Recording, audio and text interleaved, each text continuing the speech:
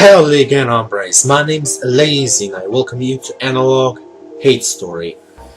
Been a pretty long while since I visited this. Basically, any game I played on this channel has been a long time since I visited this, and I don't really remember where we left off. So, I'm seeing a couple of files that are new, so I'm guessing they're pretty much gonna be like in new detail or something. Let's see.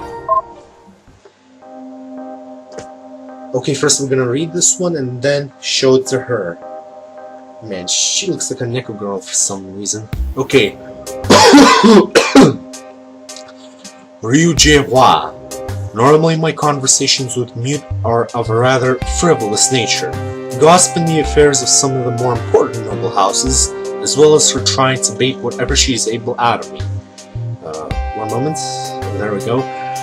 While I think such a flow of information is valuable, so I might pass news to my husband that he might not otherwise hear. I would not consider her attitude to have any resemblance to seriousness. Previously I had assumed this way is simply impossible to her nature. While I do not really understand how, despite her explanations, anyone could live inside a computer screen. She said that she's an artificial person. I had assumed that, perhaps, her absence of a soul prevented her from feeling serious emotions. Ordinarily, she wears incredibly bold, colorful clothing, her golden hair absurdly well adorned. For the past month, however, she has been uncharacteristically humble, wearing an unappealing brown dress with her hair undecorated. My curiosity got the better of me at last. Please, I have wondered, why are you so tired? It isn't like you, I asked. She gave me an odd look. Huh? She asked. It's a morning dress. That much was obvious and not particularly the thrust of my question. Did you not tell me you were thousands of years old and that you have no family? For what reason are you wearing mourning? She gave me an annoyed look. A friend of mine died, okay? Now I don't have a family, it's always been just me. But this guy was a really good friend. He definitely deserves that kind of respect, she said. We were super close. Do you wish to tell me about him? I asked. She gave me another look that I couldn't quite read, but it seemed somehow sad. Nah, she said. I don't want to talk about him. No, not now. I miss him too much. Hey, I'm going to go now, okay? I'll talk to you later. I said goodbye to her and she disappeared from the computer screen. As she did, I could have sworn that I saw her start to cry. Okay, what do you have to say about this? Well, yeah. She probably did see me cry. I had a really hard time talking about it then, especially not to my mistress. I really didn't mean to be so vulnerable in front of her. That just isn't proper. Kinda embarrassing, really. I'm sure you've already guessed, but yeah, the man in question was Smith Sound Newman. Strictly speaking, there was no real mourning obligation. It's not like I was really family. Still, the man was the closest thing to a husband to me. I mean, don't think that's the wrong way. It's hardly scandalous. I'm not a real woman, I'm just a computer. We had a really close relationship. So yeah, I thought it'd be appropriate if I honored him like he was. He never married, so it's not like anyone else would. I just figured the man deserved that much. He totally deserved at least that much. Sigh. Okay, sadness abode. Okay, let's return to block 4. Oh, wait, home. Oh, we got some more new ones. Marital Admonitions Part 5. L.A.zy. To the woman who will marry my husband.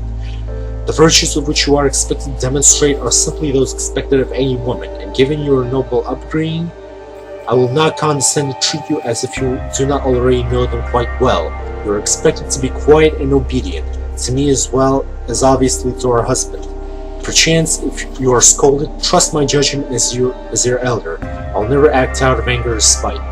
If scolded by our husband, always respond with a smile, for your relationship with him must always be warm, and he is a wise man. I do not, however, anticipate such things will be problems. He told me of the interview in which he spoke to you, and had nothing to report at all on your manner of speech, so I trust it was entirely proper and polite. In light of that, I will say nothing further of the matter. As far as ritual obligations go, you have none, save for following in my lead. Both your mother and father-in-law are long dead, so you have no further obligations to them.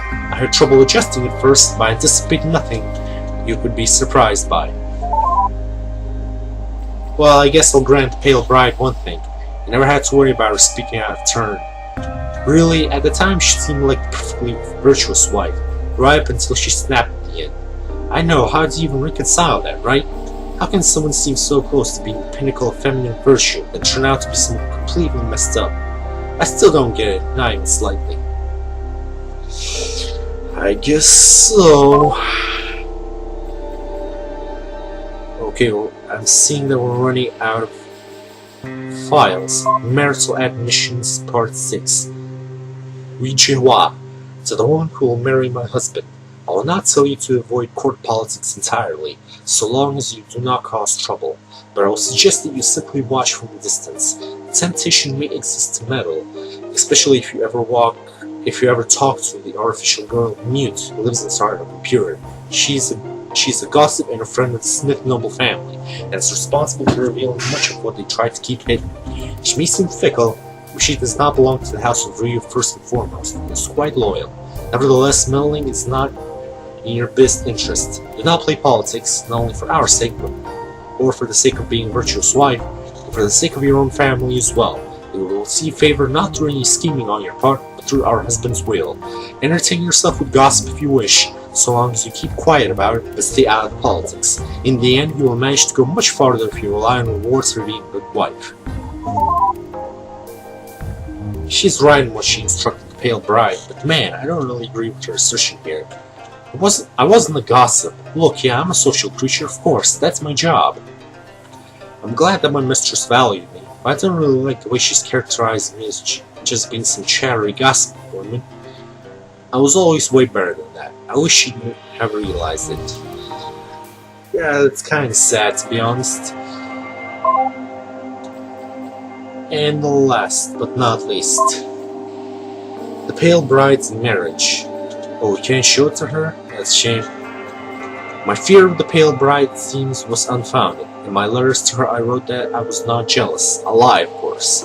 As queen, it was true that I have authority over any of my husband's other wives, but that authority does not certainly extend to his affections, especially since she's a beautiful woman of only 15 years, and I'm withered old lady 20 years her senior.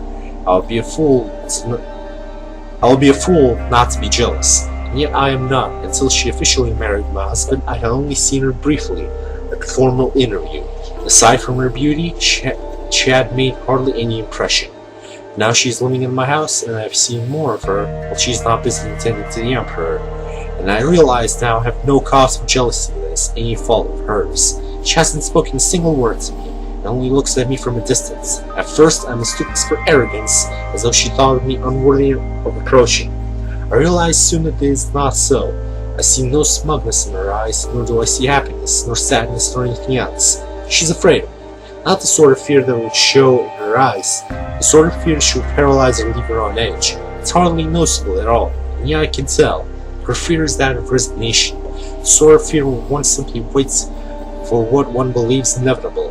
Whatever it is that she thinks I will do to her. She's not afraid that I will be jealous. She knows it, and is simply waiting for the consequences. I cannot be jealous of a woman like that. I feel for her. I want her to feel welcome. I want to give her the hope she was clearly lost back. It's not out of jealousy that I say it. I earnestly wanted to understand how lucky she is. When I last saw her, I took her aside and said, "Please, you do not have to fear me. If you ever wish to talk to me, please do find me." She said nothing. She did smile a little. I have seen her smile before, but only in the hollow way, where the mouth moves but no emotion stirs in her eyes. This was not that kind. I can hardly say what the twinkle in her eyes meant, but at least I don't think it was resignation. I do hope she talks to me soon, for her own sake. No messages unread. Access log documents. What do we got? Okay, nothing new here. Man, do we have to look for new files again? Jesus Christ. Okay, nothing here. Oh, wait, there was some more.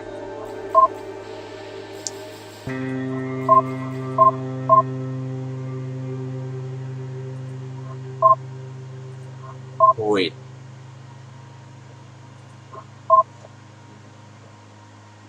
Cliche to remember. Namjoon Yobi, men are honored, women are based. If you only remember one thing, remember this phrase. Okay, yeah, no. Based? Seriously? What a complete and utter misrepresentation. In case it wasn't obvious, that's completely liberal and messed up translation. It's a common phrase, but that's not what it means. What it really means is male superiority. That's sexist. That's all fine. It's cliche that kind of states the obvious. So what? I don't know where she's pulling this women are based nonsense from. It's stupid. I can basically agree.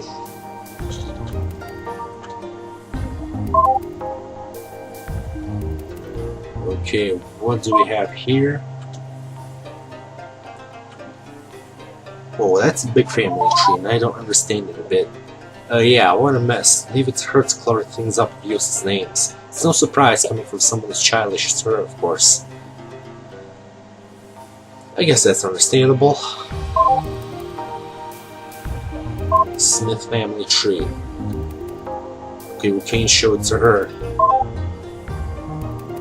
Okay, do we have anything on block 10?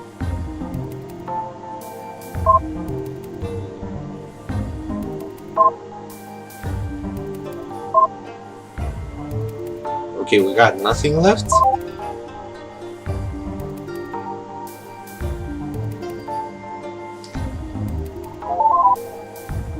Okay, so what is it that you want to know about? Why don't you show me something and I'll see what I can find for you, okay? Well, all documents have been read.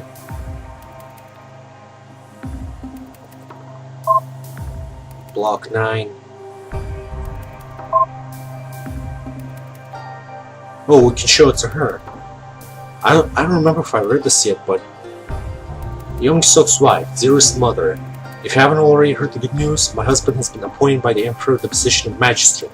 He's taken over the office for Magistrate Park starting today. Well, he's just tremendous for a man his age. I have no doubt he was perfectly humble when he got the news, since he certainly has been wild talking about it in front of his father-in-law. In private, though, it's another story. Earlier, the family held a small feast to celebrate the news. He had that same attitude then, too. But afterwards, when everyone else had gone to bed, we stayed up to sit together drinking wine. It was a whole lot more somber. He wasn't modest, but he was boastful either. He was just outright insecure. He might not say it in front of you, but you know what? He said to me as I poured him more wine. He takes all the credit for my promotion. According to him, it's all because of the Emperor's perfect new bride, which is, of course, all because of him. I said quietly. I don't want to take credit for her. I wasn't the one who got her to shut up. That was all him.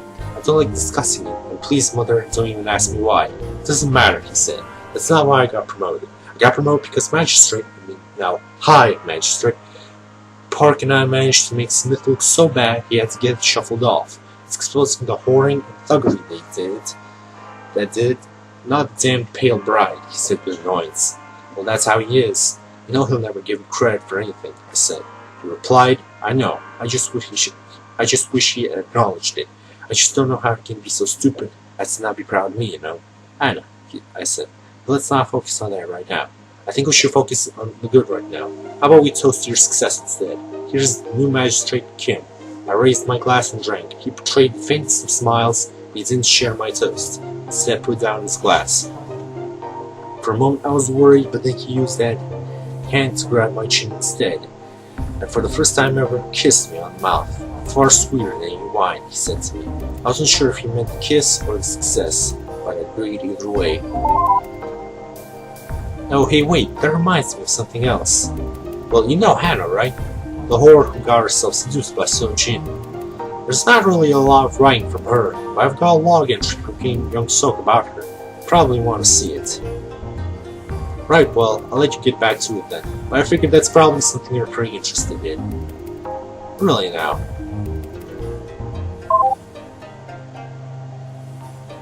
Oh, there it is. The new bride, sorry, I need to drink something because my mouth is dry from all that reading.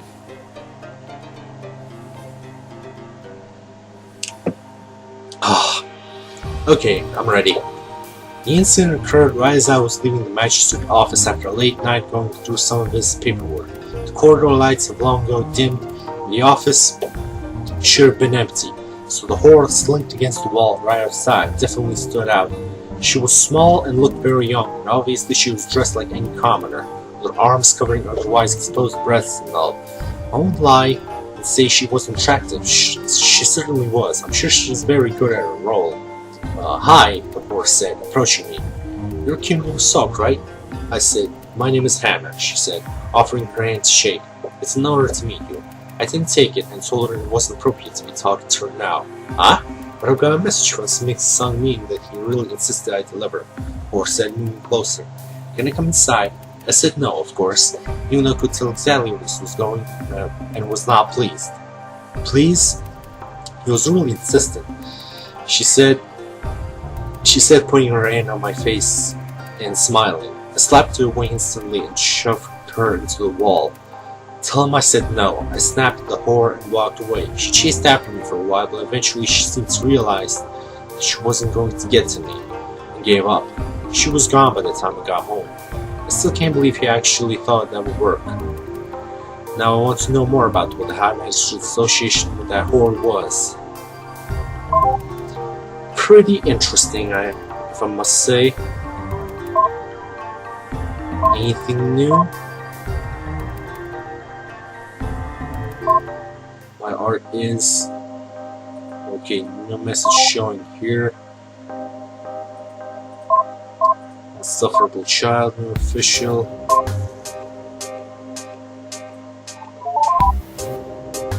Oh, I don't really know about this Kim Young-sok. I only knew about men who were actually of some importance. I don't think I can help you there. Sorry. Thanks a lot, then. Do we got anything new?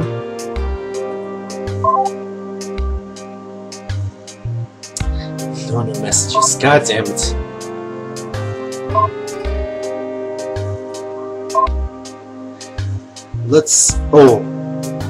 Unsent letter 1. Oh, so Jean. When I first saw you bringing my husband home in the late hours of the night, I was jealous. All I could think of was my daughter and the first courtesan I had an affair with 9 years ago. With every brief glimpse of you that I saw you pass through our home, my heart burned a little, as if you were embodied every single fault of my farce of a marriage. I'll never send this letter because I know how ridiculous it sounds. For weeks, I, a noble wife, could be jealous of a poor courtesan, but you are young and beautiful, full of energy and grace. I am none of these things. Only after you had been entertaining him for a month did I start to realize what I was really feeling. True, I was jealous, but not of you having my husband. I was jealous of my husband having the affections of a girl so pretty as you. These are such ridiculous thoughts of a woman to have, I know, and even more ridiculous still is the way they have overwhelmed me. I used to dread my husband bringing his courtesans home with him. Now I look forward to your nights together. How could I not when it means that I'm treated to the side of your bashful face in the morning? When we exchange glances, you hide behind your long hair with so much cuteness and grace. My eyes can't help but wander, to admire the way it rests on your breasts, to see your clothes draped loosely over your hips. I cannot help but from admiring your body as you try to hide from me. It's ridiculous to be so preoccupied with such thoughts. Perhaps I was better off having not even realized them. Nevertheless, even though I may be such a woman as you are, I find myself longing for the same affections that you shower my husband with. There's more to it than that. I would like to truly get to know you better. I like to imagine that we have much in common, aside from the obvious. When I see you hiding in the corridor in those mornings, I imagine wrapping my own arms around those lovely hips, sharing long conversations about our tribulations in life. Ow! My sides hurt for some reason. Ouch! Sorry about that. Discovering just how much alike we are, and perhaps I like to imagine we could share more than that. I've been married for 10 years to a man who has never paid me any attention for 9 of them. God damn it, what the hell's wrong with my side? Ow! Perhaps my old age has made me bold, but I want more. Next time I see you, I promise I will say something. For in all of my 26 years, I have never felt a longing for anything this intensely. I don't care how wrong it is. As a wife and as a woman, I want you, Hannah.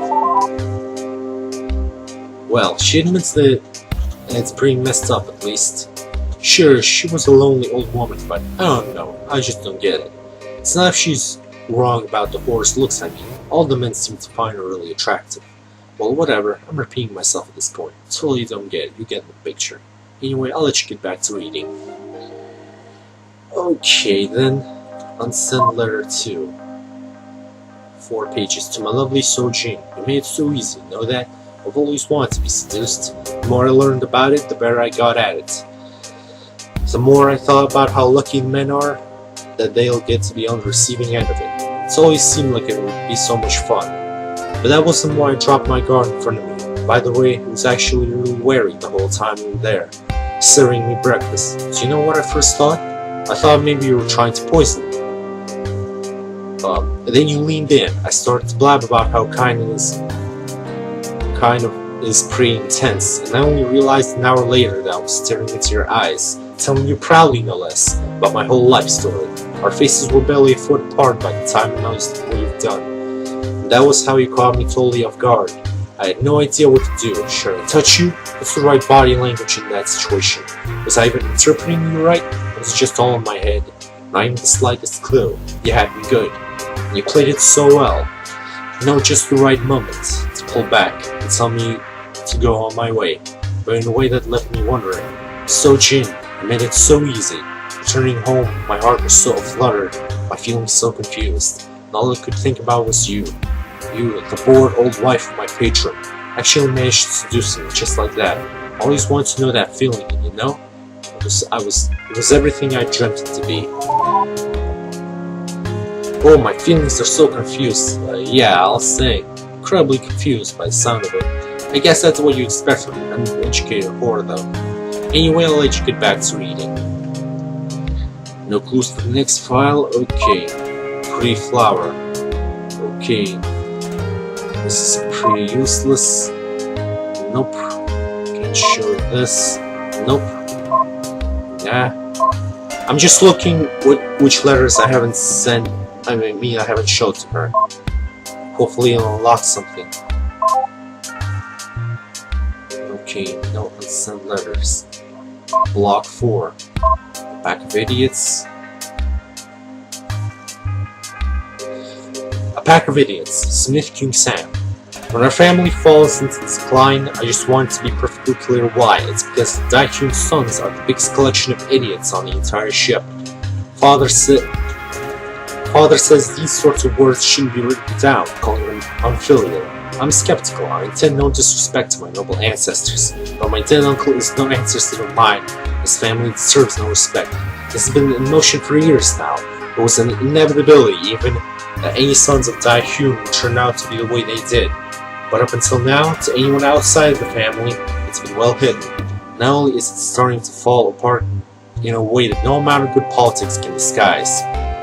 The turning point was this year. At the time I write this, I'm returning from Sang-chun's funeral. In that family, there were 3 brothers, Sang-chun, the drunk, Sang-kyu, the dim-witted brute, and Sang-min, who despite being the eldest, seemed to have more interest in cavorting with courtesans than creating an heir. Noticeably absent from the morning proceeding was Sang-kyu. What he was doing, I don't know. Knowing him, I can only guess. The affair was made even more laughable by Sang-min and his widowed mother's insistence that Sang-chun had died of natural causes.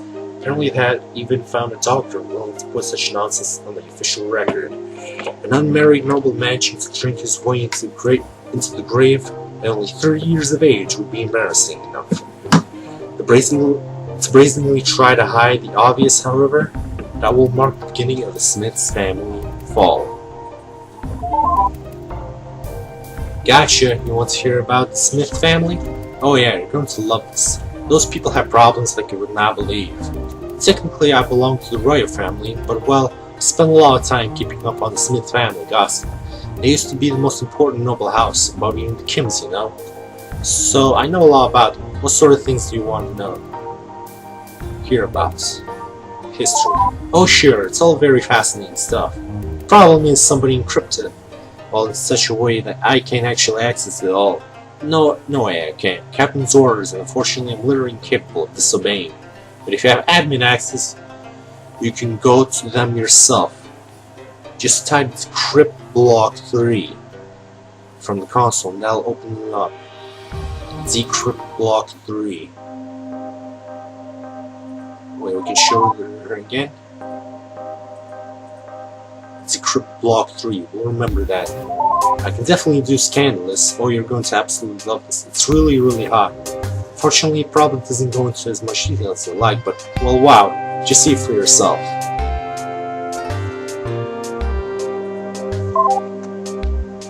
Anything new? Nope, so far nothing.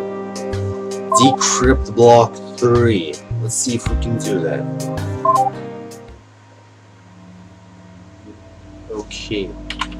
Decrypt block 3. Yes.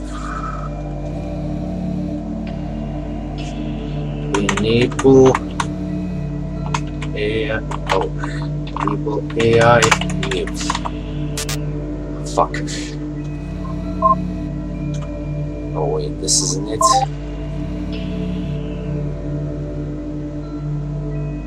Oh, goddamn it! Of course.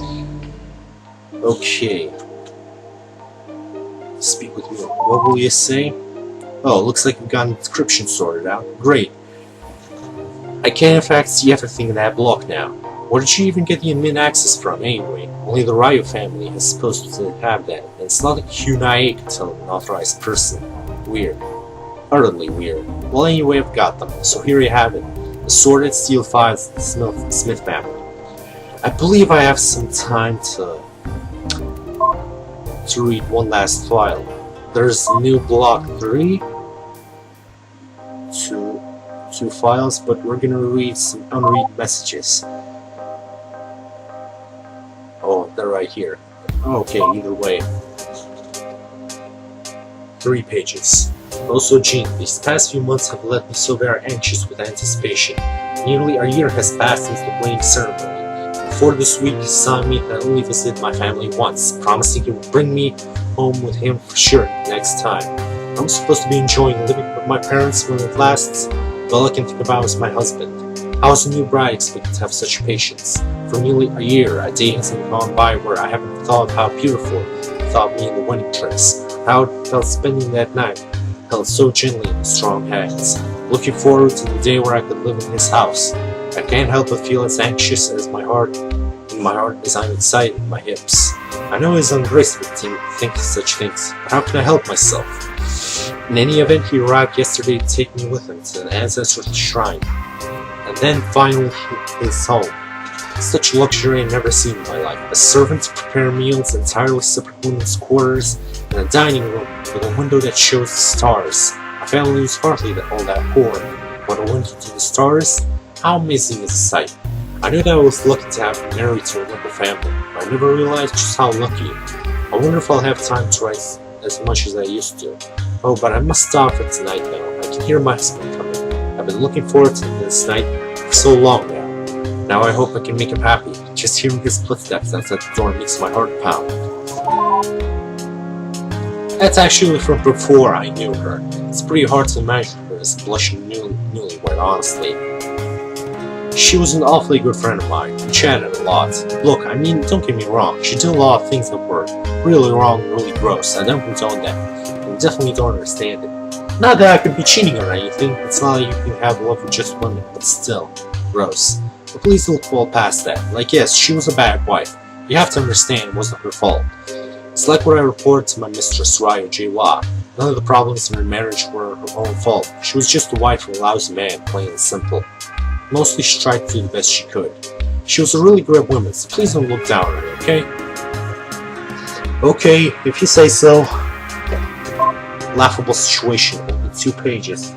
I cannot believe just 2 years ago I was actually excited about moving to the Smith home with my husband. Oh, how shortly that lasted. I find it funny. The first time I realized that I would have to compete for his affections with every common woman and every courtesan I came across, I was so shocked. The first time he brought me one home, I cried for a week, and mother-in-law was furious with me, claiming it my fault for not being enough for him.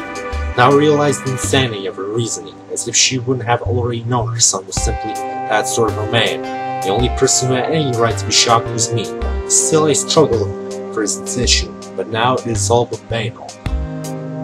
If the truth is to be told, this is something I would tell not mother-in-law, nor Mute, nor at least all my husband. I do not even fight for his affections for his own sake. It is pure selfishness on my part. All I wish is for some indicator that it isn't as though I'm unattractive, that isn't as though I'm unlikable. Any affection he gets is simply an attempt at fishing an affirmation out of him, nothing more. She was an awfully good friend of mine. We chatted a lot. She's just gonna repeat the same thing. Okay, anything else? Oh, there's a lot. Okay, I am unfortunately all out of time, so I'm just gonna save it here. Yes, 46% unlocked. Okay, with that, I'm gonna end this here. Like I said, this game is pretty much a reading simulator, but it's kinda interesting to know what kind of read this is.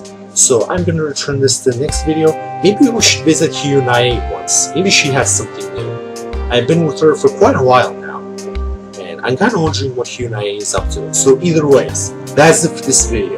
Thank you all who watched, and hopefully I'll see you all next time. Bye bye!